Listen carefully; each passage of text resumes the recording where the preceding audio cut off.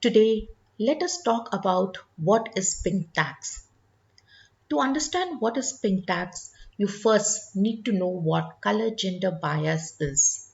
In most European countries, the colors pink and blue are traditionally associated with baby girls and boys, respectively.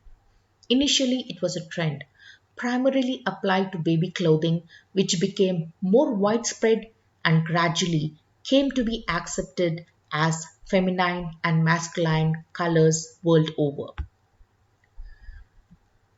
Pink tax is gender based pricing discrimination, wherein things associated with women are priced substantially higher than those of men, like salon services, shampoos, deodorants, etc. Girls' or women's clothing are often more expensive than boys' or men's equivalents. A study from Cradle to Cane on the cost of being a female consumer was conducted by the New York City Department of Consumer Affairs in the year 2015, which concluded that women's products are typically more expensive than men's without a reasonable cause. You may wonder why. Experts opine the pricing disparity is because of market forces. Due to large corporations, blatant branding, packaging, and marketing ploys, and the women targeted advertising costs of these items rise. So, it is an invisible price women pay for goods that are specially created and advertised only for them in beautiful pinks and attractive pastels. Please note that this pink tax is not enforced by the government but is levied by those businesses selling these pink products and services. Let us understand its implications. It is a known fact that gender divide is already prevalent in workplaces. Various studies to report on gender pay gap where women are paid less for the same work or sometimes for more work but are often paid less than their male counterparts, which reflects in the gender pension gap too. Period poverty faced by women is indeed a reality. Due to prohibitive costs of sanitary products, women are in a dilemma, deciding what their family or they are going to eat versus buying menstrual products for themselves. Majority tend to choose eating, which leads to unsanitary practices like using old socks or clothes, leading to infections and significant health risks. In addition to above gender divides and gaps, charging women more than men for identical goods is very discriminatory and makes women victims by reducing their purchasing power by increased expenditure on these pink items.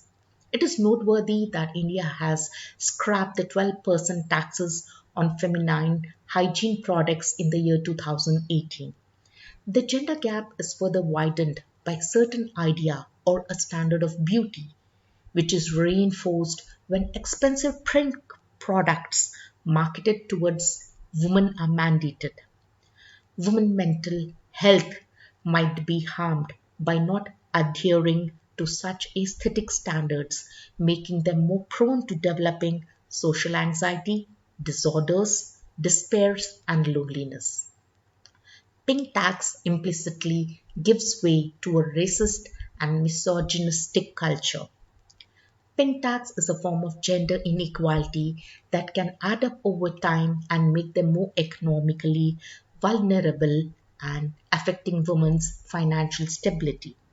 The pink tax has long represented as an economic burden for women around the world.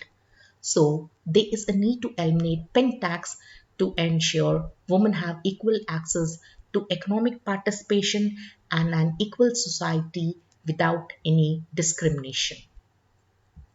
So, how do we avoid it? Firstly, by not falling prey to the pretty shades of packaging in pink and pastels, creating an awareness by speaking up about the pink tax, by doing research before buying these items, using gender neutral products, brands, and services, by supporting businesses that oppose pink tax and speaking out against pink tax. The future is that a lot of people are discussing about the pink tax, and it is gaining a lot of attention worldwide, which hopefully leads to a change. So, thank you for learning more about pink tax and how it affects women's wallets. For comments and feedback, you can write to our email displayed on the screen. This session, What is Pink Tax, was presented by Dr. Achla Munigal for Stree Shakti and is under a Creative Commons license as displayed on the screen. Thank you all for listening.